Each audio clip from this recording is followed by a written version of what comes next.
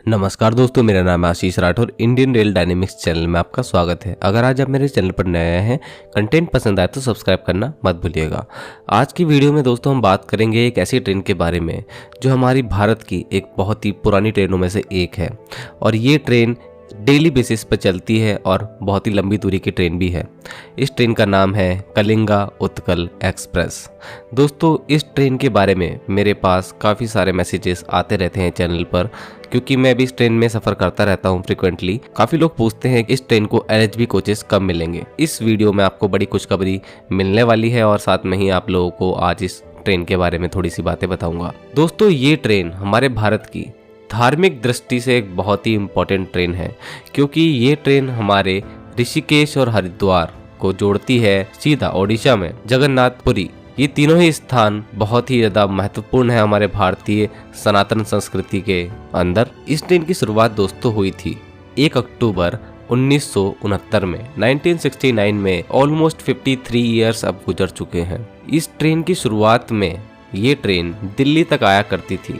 इसके बाद धीरे धीरे इस ट्रेन को हरिद्वार तक लाया गया और उसके बाद अब जा करके कोरोना काल के वक्त योगनगरी ऋषिकेश रेलवे स्टेशन तक एक्सटेंड हो गई है। अब ये train Yognagari Rishikesh railway station से ही बन के चलती है। ये ट्रेन 2366 किलोमीटर 2366 किलोमीटर 49 kmph की एवरेज स्पीड से कवर करती है। इस बीच इसके 73 स्टॉप्स रहते हैं और इसका टोटल जर्नी टाइम है 48 घंटे 25 मिनट। ये ट्रेन एक बहुत ही इंपॉर्टेंट ट्रेन इसलिए भी हो जाती है क्योंकि ये ट्रेन हमारे देश के कई स्टेट्स में से होकर गुजरती है, जो कि बहुत ज़्यादा इंपॉर्टेंट स्टेट्स भी हैं भारत के, जैसे कि उत्तराखंड, उत्तर प्रदेश, हरियाणा, दिल्ली राज्य, MP, छत्तीसगढ़, झारखंड, फिर वेस्ट बंगाल तक भी ये ट्रेन जाती है और उसके बाद ओडिशा, वहां पर इसकी जर्नी का एंड हो जाता है। अब ये ट्रेन डेली चलती है, यही कारण है इतना बड़ा डिस्टेंस तय करने के लिए हमको ज़्यादा रेक्स की जरूरत तो पड़ेगी ही, इसलिए इसके 5 रेक्स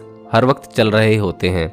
तो ऐसे में इस ट्रेन का, जो कि अभी ये ICF ट्रेन है, LHB कोचेस के अंदर कन्वर्ट होना बहुत मुश्किल काम था, वक्त लगना था। लेकिन इस ट्रेन की LHB होने की मांग बहुत ज़्यादा इसलिए उठ रही थी क्योंकि अभी ओडिशा में जो एक भयानक रेल हादसा हुआ था कोरोमंडल एक्सप्रेस के साथ में, उसके बाद से ही इस ट्रेन की जो पूरी गति है वो पूरी तरीके से रुक सी गई है, क्योंकि ये ट्रेन 13-13 घंटे 10-10 घंटे लेट चल रही है। उसी वक्त से मैंने नोटिस किया है बहुत ज़्यादा डिस्टरबेंस आ चुका है इसके चाल में, और साथ में ही ये ट्रेन बहुत ज़्यादा पुरानी हो गई है। इसके कोचेस को उत्कृष्ट तो कर दिया गया है, तो ऐसे में एक पूरी जर्नी का जो एक्सपीरियंस है इस ट्रेन में अब खराब हो जाता है। अभी हमने कोरोमंडल एक्सप्रेस के एक्सीडेंट की बात करी, लेकिन अगर कलिंगा उत्कल एक्सप्रेस की बात करी जाए तो ये भी एक बड़े एक्सीडेंट का शिकार हुई थी। वर्ष 2017 में 19 अक्टूबर का एक काला दिन, एक बहुत ही बुरा एक्सीडेंट इस ट्रेन का हुआ।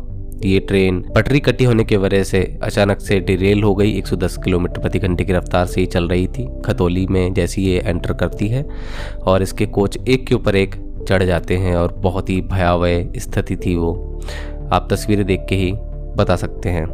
और कुछ कोच तो आसपास बने घरों की दीवारें तोड़कर अंदर तक चले गए थे। उस वक्त ये ट्रेन हरिद्वार की तरफ जा रही थी और उस टाइम पर ये ट्रेन बहुत ही खाली भी थी, कम ही लोग इसमें बचे हुए थे क्योंकि डेस्टिनेशन की तरफ ट्रेन जा रही थी। ऐसे में जान माल की हानि कम हुई थी, लेकिन हाँ, ICF कोचेस का यहाँ पर एक बड़ा ड्रॉबैक हम लोगों ने इसी ट्रेन में देखा था, किस तरीके से इसकी कोचेस की जो हालत हुई थी। और इस एक्सीडेंट के बाद तो उस वक्त के रेल मंत्री सुरेश प्रभु जी ने जिम्मेदारी लेते हुए इस्तीफा भी दे दिया था। तो यहीं से पता लगता है कि कितना बड़ा एक्सीडेंट ये रहा था। कुछ दिनों पहले मैंने आपको इंदौर देहरादून एक्सप्रेस में अपने जर्नी का एक्सपीरियंस बताया था।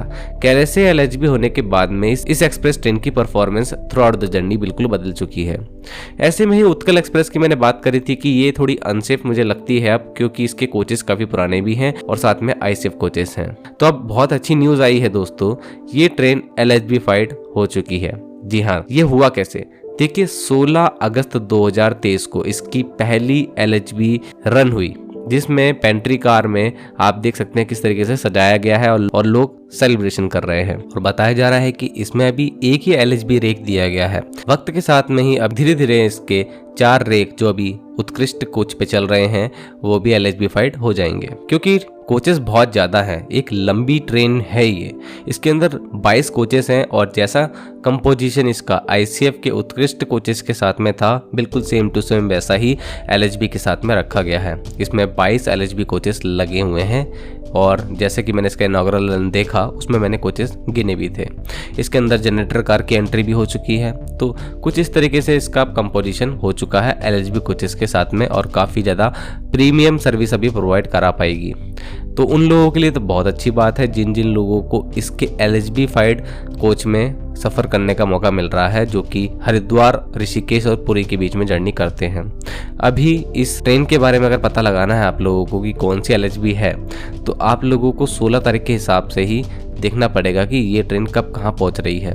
उसके अकॉर्डिंग ही अगर आप टिकट बुक करेंगे तो आपका LHB ट्रेन में ही टिकट बुक हो पाएगा। और जब ये पूरी तरीके से LHB-फाइड हो जाएगी तो मुझे लगता है कि इस ट्रेन का टाइम टेबल जो है वो थोड़ा बदलेगा, कुछ ना कुछ तो चेंजेस बड़े आएंगे इसके टाइम टेबल में। तो आप लोगों का क्या कहना है इस ट्रेन के बारे में? क्या आपने इस ट्रेन में कभी जर्नी करी है? अगर जर्नी करी है तो जरूर से अपना एक्सपीरियंस बताना। और अगर आपने इसके LHB-फाइड होने के बाद में इसमें इनॉग्रल जर्नी करी है तो जरूर बताना आपका एक्सपीरियंस कैसा रहा, किस तरीके से ये ट्रेन चलती रही रास्ते भर, क्या लोगों का वहाँ पर रिएक्शन रहा इस ट्रेन के प्रति, जरूर बताना। आज के लिए इतना ही।